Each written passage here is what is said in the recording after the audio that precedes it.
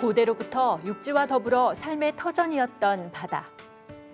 그러나 지금 세계 각국은 자원의 보고인 바다를 차지하기 위해 첨예하게 대립하고 있습니다. 삼면이 바다로 둘러싸인 우리나라도 여기에서 예외일 수는 없는데요. 어떻게 해야 우리의 바다를 지켜낼 수 있을까요? 이번 시간은 우리 민족의 해양사를 집중 조명한 책, 한민족 바다를 지배하다의 저자이신 윤명철 교수의 인터뷰로 꾸며봤습니다.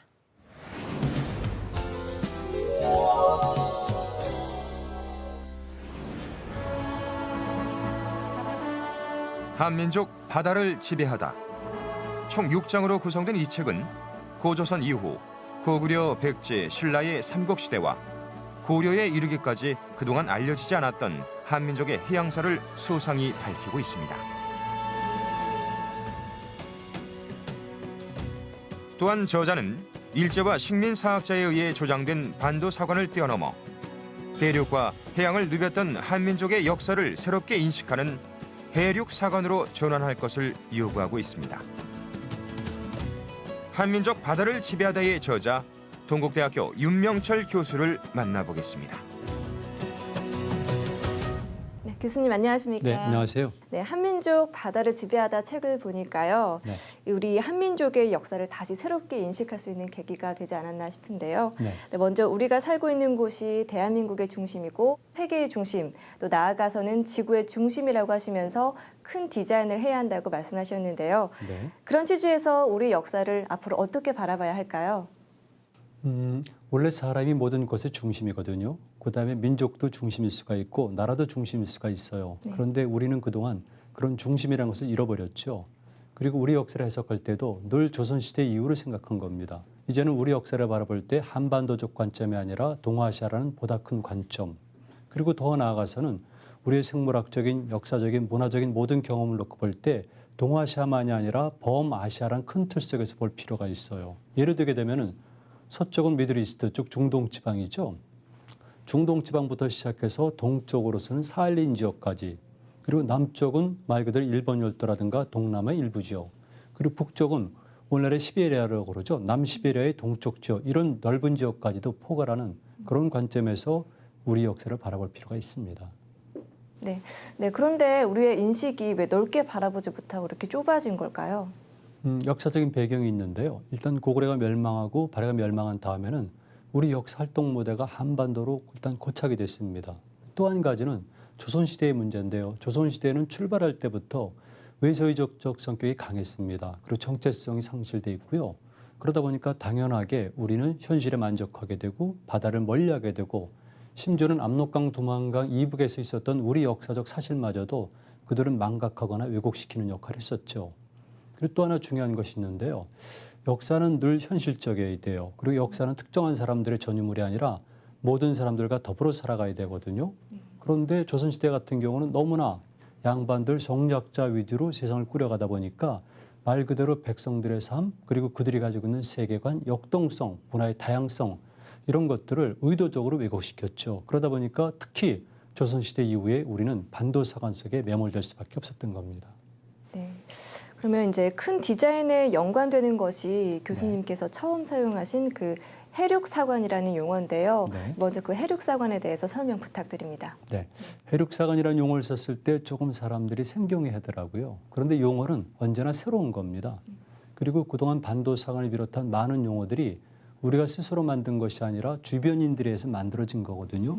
그런데 이제는 우리도 우리 스스로가 우리의 언어로 우리의 삶을 규정하거나 디자인할 필요가 있어요. 그런데 해륙사관 같은 경우는 정확히 말씀드리면 육해사관이에요. 대륙과 해양을 포괄하는 사관인데 발음상 육해는 안 좋기 때문에 제가 해륙사관이라고 명명했죠. 그동안은 공간을 바라볼 때 그냥 한반도만 봤던 거죠. 그런데 실제 우리 역사 활동 무대는 한반도, 대륙, 바다로 연결돼 있죠. 그래서 주체의 면에서 그다음에 시간의 계승성, 개통성 문제, 그다음에 마지막은 공간의 이런 확장성 문제, 이걸 아우르면서 만든 사관이 해륙사관이죠. 네. 교수님께서 항상 해양에 대해서 중요하게 항상 말씀하시는데요. 네. 그동안 역사학에서 바다의 중요성은 좀 간과됐다는 생각이 듭니다. 네. 역사에서 바다가 중요할 수밖에 없는 이유를 몇 가지 들어주시기 바랍니다. 바다가 이제는 중요해집니다. 네. 이를테면은 자원의 보고로서도 중요하고요. 그다음에 전 지구가 하나가 되고 있습니다. 글로벌리제이션부터 시작해서 금융의 문제까지 있는데 네. 이렇게 전 지구를 하나로 연결시키는 연결 매체는 바다죠. 네. 해양에 관한 인식을 철저히 하지 않으면은 해양도 곧 영역 아니면 자원의 보고, 즉 우리 민족의 생명과 직결되어 있다는 인식을 하게 된다면은 당연히 해양에 대한 연구는 필요하고 특히 거기에 정통성을 보유하는 해양 역사 연구는 필수적인 것이죠. 그동안 한민족은 중국 문명으로부터 일방적으로 문화를 전수받았다고 가르쳤던 우리 역사. 저자는 조선시대와 일제시대 이후 형성된 이러한 소한 사관과 식민 사관을 청산해야 한다고 주장하고 있습니다. 동아시아 문화의 시원은 황화 문명이 아닌 한민족의 터전이었던 발해 문명이었으며 이후 중원을 중심으로 한 중화 문명과 유목 문화인 북방 문명, 그리고 만주와 한반도, 일본을 중심으로 한 동방 문명이 서로 영향을 주고받으면서 형성되었다는 것입니다. 그 중에서도 한반도는 동아지중해의 중심으로 문화와 물류의 요충지이자 동북아 정치 질서의 코어였다고 합니다. 한반도가 동아지중해에서 코어, 즉 중핵이라고 말씀하셨는데요. 네. 그렇게 말씀하신 근거가 궁금하고요. 또 중핵이 갖는 의미는 무엇인가요?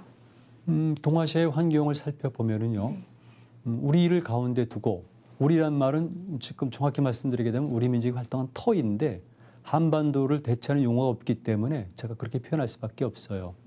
우리가 살고 있는 터를 중심으로 해서 서쪽은 말 그대로 중국의 연안 지역이고요. 그다음에 북쪽은 만주 일대고 동쪽은 사할린부터 시작해서 일본 열도에서 오키나와 제도를 거쳐서 대만까지 연결되고 있습니다. 그러니까 우리가 흔히 알고 있는 유럽, 아프리칸, 아시안 지중해처럼 퍼펙트한 완벽한 의미의 지중해는 아니겠지만 지중해적 성격과 형태로 띄우고 있어요. 이거를 보통 다국간 지중해라고 명명하고 있어요. 네. 지금도 마찬가지겠습니다만 전근대나 고대는 항해술과 조선술이 발달하지 못했기 때문에 반드시 자연환경의 도움을 받아가면서 항해를 하다 보니까 길이 있어요. 바닷길이 있는 거죠. 근데 그 바닷길은 반드시 우리 해역을 통과해야지 된다는 겁니다. 그러니까 중국의 북쪽이나 남쪽이나 또는 일본 열도나 이 모든 지역들은 반드시 우리의 해역을 통과해야지만 교류가 가능하다는 것이죠. 그런 의미에서 우리는 원래가 코어 역할을 할 수가 있는 겁니다. 그리고 물류의 허브 역할도 할 수가 있는 것이고요. 다만 그랬을 경우에 우리가 해양력을 강화시켜서 해역에 대한 지배권이라든가 또는 해양에 대한 영향력을 강화시킨다면은 코어 역할을 충실하게 할 수가 있는 것이고 만약 그렇지 못한다면은 그 장점을 잃어버리게 되는 것이죠. 역사적으로 고구려 이후에 조선에 이르기까지 네. 그 한반도를 차지해서 해륙 국가로 발돋움한 나라는 그 동아시아의 패권을 쟁취했고 또 반면에 그렇지 못한 국가는 역사의 뒤안길로 사라진 걸로 알고 있는데요. 네. 고구려나 신라, 이렇게 고려 등 몇 가지 사례를 들어서 말씀해 주시기 바랍니다. 제가 연구한 바에 따르면은 가장 성공한 나라는 고구려고요. 그 중에서 광개토대왕 장우상 시대 때가 해륙 국가로서 성공을 한 겁니다. 왜 그러냐면은 말 그대로 남만주 일대와 한반도 중부 이북을 코어로 장악합니다. 물론 그 주변 지역도 영향권에 집어넣지만 당연한 결과로 동해 중부 이북의 해상권, 황해 중부 이북의 해상권을 장악하니까 말 그대로 동아시아 모든 지역들을 대상으로 해서 해양 외교를 전개할 수가 있어요. 그리고 당연한 결과지만은 중개 무역을 활성화시켰기 때문에 경제적으로도 부유했고 문화는 뭐 말할 것도 없죠. 그래서 고구려가 문화 국가가 되는 겁니다. 그 이후에는 역시 발해, 통일신라, 고려 다 마찬가지로 그 각 국가마다도 네. 어느 왕 때, 즉 해륙 정책을 성공적으로 이끈 왕 때는 그 나라의 국력이 성했고 그렇지 못했을 경우에는 나라가 쇠퇴한 거죠. 조선은 실패한 나라죠. 고조선 이후 고려에 이르기까지 우리 선조들은 탁월한 해양술과 선박 건조술을 통해 동아시아의 맹주 역할을 했다는 역사적 사실은 우리 역사에 대한 기존의 잘못된 통념을 여지없이 무너뜨리고 있습니다. 특히 역사는 단순히 지나간 과거의 사실이 아닌 미래를 예측하고 대비할 수 있는 미래학이라고 강조하는 저자는 과거와 현재를 구체적인 예를 들어 대비함으로써 찬란했던 우리 역사에 대한 지평을 넓혀주고 있습니다. 교수님 강의에서 특히 주목되는 부분이 역사가 미래학이다라는 말씀인데요. 그 구체적인 예를 들어서 설명 부탁드립니다. 모든 존재물들은 미래를 위해서 존재하지 과거를 위해서 존재하지는 않아요. 뿐만이 아니라 보통 현대 동시대에 사는 사람도 늘 사고의 기본은 미래지 과거가 아닌 것이죠. 그렇다면은 인간의 정체성 문제를 비롯해서 또 인간이 살아가는 데 가장 필요한 효용성을 찾아주는 역사이야말로 미래학이 되지 않을 수가 없는 것이죠.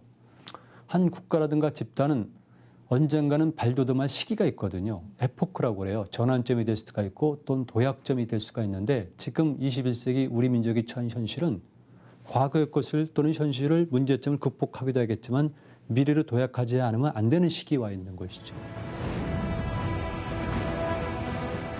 특히 이 책은 증산 상제님께서 천지공사로 결정해 놓으신 우선 위기의 국제 정치 질서를 통상적인 시각으로 볼 수 있는 단초를 제공하고 있습니다. 현하 대세를 오선 위기의 기령으로 돌리나니 두 신선은 판을 대하고 두 신선은 각기 훈수하고 한 신선은 주인이라. 바둑을 마치고 판이 해치면 판과 바둑은 주인에게 돌아가리니. 2010년 북한에 의해 자행된 천안함 침몰과 연평도 공격. 그런데 연평도를 비롯한 경기만은 역사적으로 동북아의 패권 질서를 결정짓는 핵심지였다고 합니다. 역사적으로 이곳을 장악한 국가는 동북아의 강자가 될 수 있었다고 하는데 그래서일까요? 한반도를 중심으로 4대 강국이 힘겨루기를 하는 역학구도로 역사가 재현되고 있는 모습에서 저자의 탁월한 식견을 읽을 수 있습니다. 또한 세계의 중심에 다시 선 한반도의 현실에서 역사는 되풀이 된다는 대자연의 섭리를 느끼게 됩니다. 과거 동북아의 패권을 다투었던 역사의 현장 경기만에서부터 시작해서요. 천안함 사건, 또 연평도 사건이 터지면서 세계가 주목을 하고 있습니다. 역사적인 관점에서 앞으로 어떻게 될 거라고 예측하십니까? 동아시아 지역은 전통적으로 우리 지역을 중심으로 오른쪽에 일본 열도 지역 그리고 중국 지역이 있는데 이들 간에는 오랜 기간 동안 때로는 경쟁과 충돌의 관계가 있었고요. 때로는 협력과 상생의 관계를 이루고 있었는데 말 그대로 우리 민족이 통일되고 우리 민족이 힘이 강해질 때는 주변국 간의 역학관계를 조정할 수 있는 능력을 갖게 돼요. 그런 의미에서 우리 민족이 통일되거나 아니면은 해력적 성격을 띄우게 됐을 때 동아시아는 평화 공존의 시대가 계속됐었어요. 그렇다면은 21세기 동아시아 질서에서 볼 때 한민족이 통일되거나 통일을 주변 세력들이 도와준다면은 동아시아는 말 그대로 한국 지역과 중국 지역과 일본 지역이 통일과 상생을 이루어가면서 나아가서는 동남아 공동체, 나아가서는 유럽 공동체라든가 또는 미주 공동체랑 경쟁을 할 수가 있는 것이죠. 그런 의미에서 이런 것들이 매우 필요하다고 보고 있습니다. 네, 지금 세계는 FTA를 체결하면서 단일 경제권, 단일 문화권으로 묶이고 있는데요. 우리나라와 일본, 중국도 마찬가지지 않습니까? 그 동북아가 상생을 이룰 수 있는 길은 무엇이 있을까요? 일단 첫 번째로는 역사적인 데서 모델을 찾아야 되는데 조금 전에 말씀드렸듯이 동아시아는 기본적으로 공동체를 이뤘을 경우에 전체적으로 평화구도를 이룰 수가 있고 주변의 다른 지역과 경쟁에서 유의할 수가 있다. 이런 전략과 가치관을 심어줄 필요가 있다고 봅니다. 그다음에 현실적으로 우리의 문제인데요. 일본과 중국은 과거에도 그랬고 특히 21세기에는 아주 첨예하게 갈등을 벌일 것이 뻔합니다. 그런 과정 속에서 우리 민족이 통일을 하고 해양력을 강화시킨다면은 주변 양지역 간의 역학관계를 조정할 수 있는 능력을 갖게 돼요. 그리고 경제적인 문제에 있어서도 이를테면 FTA를 통해서 시장권이 단일화되고 있는데요. 그러나 아직까지도 중국 지역과 우리 지역과 일본 지역은 경제 구조 자체가 다른 점이 많이 있습니다.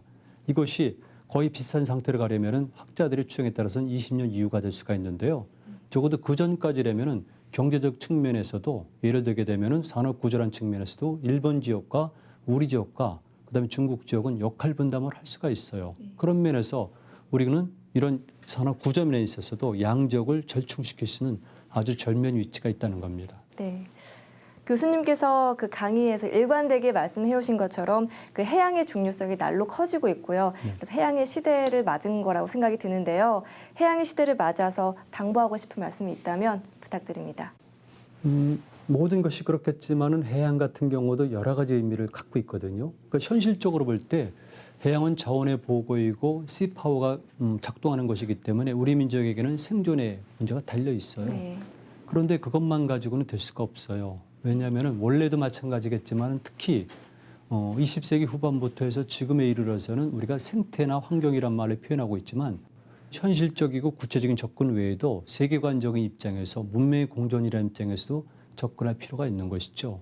저는 그래서 이제는 바다를 지배한다라든가 이런 표현이라기보다는 바다를 관리한다 이런 표현을 많이 쓰고 있습니다. 그리고 바다를 영토로 본다는 표현들이 많이 유행하고 있는데 저는 개인적으로는 바다를 영토라든가 영유라는 식보다는 관리한다는 그런 표현을 많이 쓰고 있는 편이죠. 네, 오늘 교수님 말씀 감사합니다.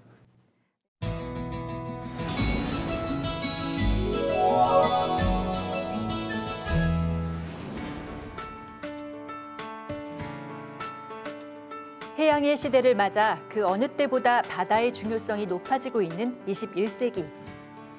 동아시아를 비롯한 세계 각국은 해양 영토 확보를 위해 크고 작은 분쟁을 치르고 있습니다. 우리나라도 일본과 독도를 둘러싼 첨예한 대립을 하고 있는데요. 한민족 바다를 지배하다를 통해 대한민국의 미래를 확인하시기 바랍니다. 센카쿠 열도도 그렇고 독도도 해양 영토를 둘러싼 갈등이 심각한데요. 이 책은 그동안 우리 민족이 잊고 있었던 바다의 중요성을 일깨워 주었습니다. 바다를 장악할 때 국가가 부흥했고 바다를 잃었을 때 나라가 쇠망했다는 내용은 지금도 유효하다고 생각합니다.